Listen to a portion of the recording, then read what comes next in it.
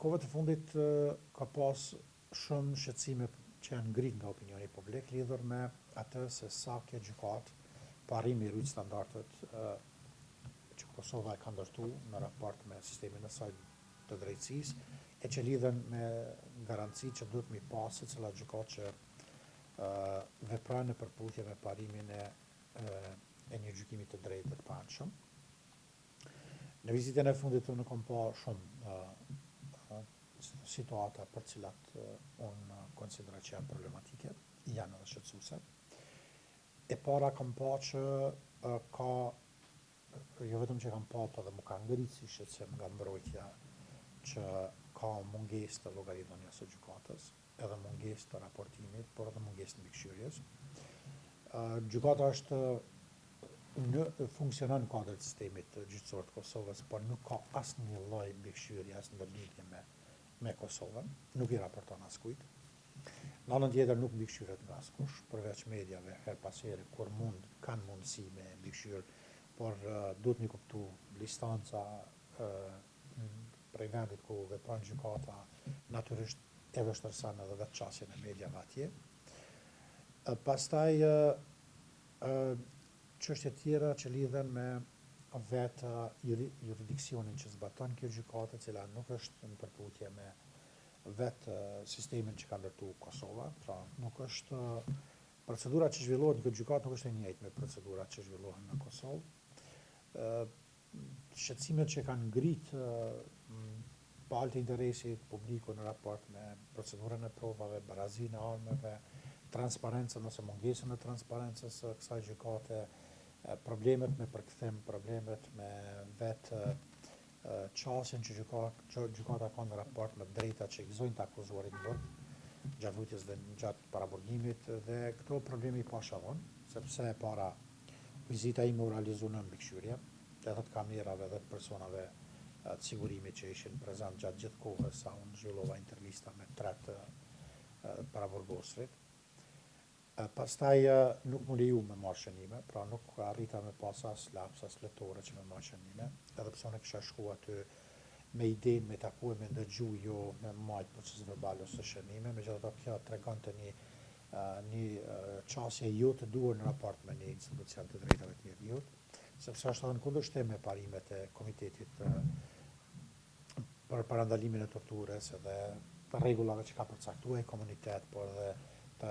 si themi detyrimeve që përmban edhe konventa për parandalimin e torturës. Në anën tjetër unë jam cilësuar si person fizik, gjë që unë këto e konsideroj papranueshme, sepse paraburgosrit atje as nuk i njoh, as nuk kam lidhje shoqërore as familjare me ta. Në anën tjetër është cënu vetë, si themi, mandati jam si avokat i popullit. Jemi në përgatitje të një raporti përmbledhës për krejt shqetësimet që ne kemi pa. Unë besoj që vendimi ka me qenë i drejtë. Du me besu në funksionin edhe në mandatin që e kanë gjyqtarët, edhe në profesionalizmin e tyre.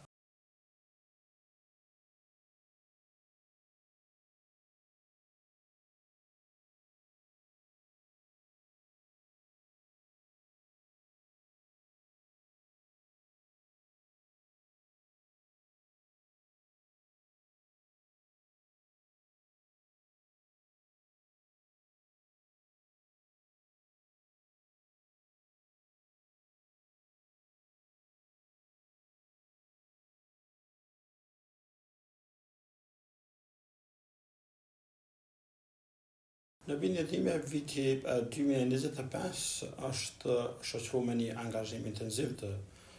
dhomave të specializuara. Ajo që ka në fakt kemi pa, në bindjen time kemi pa 2 anë të një medalje. Fillimisht ka vazhdu paraqitja e provave dhe dëshmitarëve të ftuar nga ana e prokurorisë, e cila është karakterizuar me një mungesë të theksuar të transparencës, që natyrisht që e ka cënu në mos të konsiderueshme parimin e publicitetit të procedurës si njëri prej parimeve bazë të proceseve penale. Ndërsa nga mesi i shtatorit e këndej, kemi pa dëshmitar të pak në numër, mirë po shumë kredibil, shumë relevant dhe cilët në bindjen time kanë shpërfaq në mënyrë jashtëzakonisht të mirë argumentuar mënyrën e funksionimit të ushtrisë qëllimtare të Kosovës, çka në fakt besoj që i ka kontribu jo vetëm ka shku në funksion të mbrojtjes, mirë po para se gjithash dhe në radhë të parë, ka shku edhe në funksion të argumentimit dhe në funksion të së vërtetës, për faktin se dëshmitarët e mbrojtjes jo vetëm që kanë qenë thjesht dëshmitar dhe shumë protagonist të ngjarjeve, mirë po dëshmitë e tyre, deklarimet e tyre në jo pak raste janë plotësu, janë shoqëru edhe me dokumente të tjera përcjellëse, përfshirë kablograme, raporte të ndryshme të State Departamentit Amerikan dhe jo vetëm, dhe në mas konsiderueshme kësaj ka kontribu deklasifikimin i numrit të konsiderueshëm të dokumenteve nga ana e Shteteve të Bashkuara të Amerikës. Prandaj dëshmitë e tyre kanë qenë jashtëzakonisht të rëndësishme në drejtim të kundërargumentimit të suksesshëm të faktit që ushtria qëllimtare e Kosovës nuk ka pas një strukturë dhe hierarki si dhe zinxhir komandues, si dhe nuk kam pasur mundësi me ushtru kontroll efektiv në territorin e Kosovës, shka natyrisht që janë dy prej bazave themelore për të bërë përgjegjës 4-shja UÇK-s, e cila po ballafaqohet me këto akuza tash e 5 vite në një proces të stërgjatur, por edhe me jo pak shkelje. Dëshmitarët e mbrojtjes kanë qenë shumë të besueshëm, kanë qenë shumë protagonist, që i bën dëshmitar okular të ngjarjeve, sepse po flasim për personalitete të cilat fokus kryesor në rrethanat e kohës e kanë pas angazhimin e tyre në Kosovë, dhe po flasim për general si të luftës, përkatësisht zotin Clark, pastaj natyrisht jo më pak i tillë për nga rëndësia ka qenë edhe zoti Robin, kështu që mbrojtja në bindjen time me theksbilçan mbrojtja e Thaqit e ka fillu dhe e ka përfundu me dy personalitete të jashtëzakonshme, të cilat besoj që relevanca e tyre, e deklarimeve të tyre, e dëshmive të tyre është shumë bindse, edhe besoj që ka me qenë e tillë edhe për trupin gjykues. Për dallim prej dëshmitarëve të shumë në numër, mirë po me aq sa kemi arrit me pa, ata që i ka propozu ose janë dëgju prej palës përkatësisht të prokurorisë, kanë qenë në bindjen time në jo pak raste jo relevant, madje ka pas edhe të tillë që kanë bërë egzagjerime siç e kanë pranu edhe vetë, pastaj ka pas edhe të tjerë të cilët me zë dhe figure kanë konfirmuar se nuk i kanë njoftë për strukturë komanduese, nuk i kanë njoftë për udhëhec i shkrerë të ushtrisë qëllimtare të Kosovës, çka dëshmitë e tyre në jo pak raste kanë qenë absolutisht jo të besueshme, jo relevante, mirë po edhe që i kanë shkuar në funksion të mbrojtjes. Trupi gjykues në bindjen time në jo pak raste nuk është treguar mjaftueshëm objektiv dhe i panshëm në raport me çështjen që ka pas. Filluan nga koha që ka pas shumë disproporcion në raport me palët në procedurë, pala përkatësisht prokuroria ka pas një kohë shumë të madhe në dispozicion për dallim prej palës mbrojtëse, e cila në disa raste ka pas kohë shumë të limituar. Shto faktin këtu që çështja është tepër voluminoze, edhe duhet angazhim, duhet kohë për të analizuar gjitha ato dokumente, gjitha ato materiale për të paraqitur versionin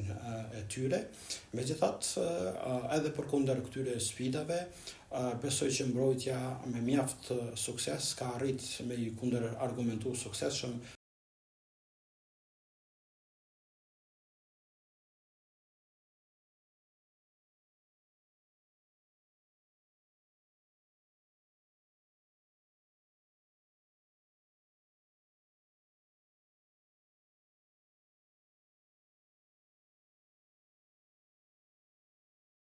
Faktikisht, është e rëndësishme që prokuroria në rastin e shkrerëve të ushtrisë qëllimtare të Kosovës ka përfunduar me dëshmitarët e saj me paraqitjen e prova, pasi që vazhdimisht ka pasur kritika për shkak të zgjatjes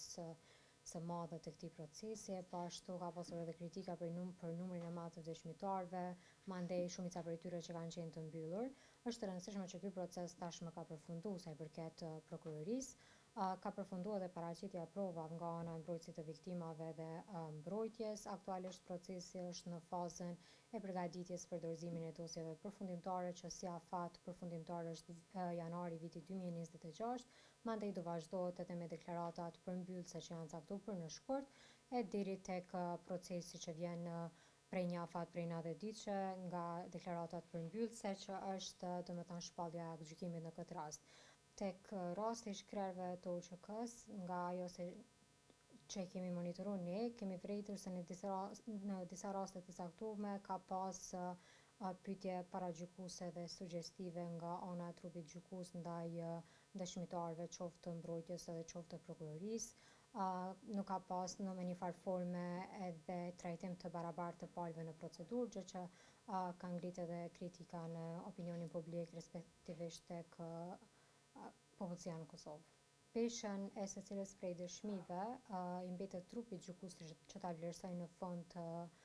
të rastit, në fund të çështjes, por ajo që mund të themi ne nga ajo që kemi parë gjatë monitorimit është se dëshmitë e këtyre diplomatëve janë të rëndësishme për shkak se ata ofrojnë fakte të pamohshme për atë se çfarë ka ndodhur gjatë periudhës së aktakuzës, ku edhe këta kanë qenë pjesë e proceseve në Kosovë, pra kanë treguar për funksionimin e vërtetë të ushtrisë ligjëtare të Kosovës, e po ashtu edhe rolin e të akuzuarve në këtë strukturë.